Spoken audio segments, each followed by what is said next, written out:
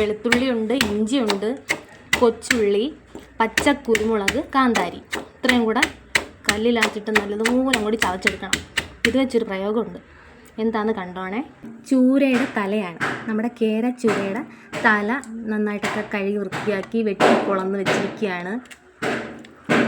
അതിനകത്ത് ഞാൻ ഉപ്പിട്ടിട്ടുണ്ട്, മഞ്ഞൾപ്പൊടി ഇട്ടിട്ടുണ്ട്. നമ്മളിപ്പോൾ ചതച്ച് വെച്ചിരുന്ന ഈ സംഭവങ്ങളെല്ലാം കൂടെ ഇതിനകത്തോട്ടിട്ട് നന്നായിട്ടൊന്ന് പുരട്ടിയെടുക്കണേ. ഇത്രയും മതി, വേറെ മസാല ഒന്നും ചേർക്കരുത്. കുറച്ച് വെള്ളം ഒഴിച്ച് അടുപ്പത്തോട്ട് അങ്ങോട്ട് വെച്ച് കൊടുക്കണം. മസാലയൊക്കെ റെഡിയാക്കിയിട്ടുണ്ട്. ഇനി കുറച്ച് വെള്ളം ഒഴിച്ച് കൊടുക്കാം. ഒരുപാടൊന്നും വേണ്ട, കുറച്ച് മതി.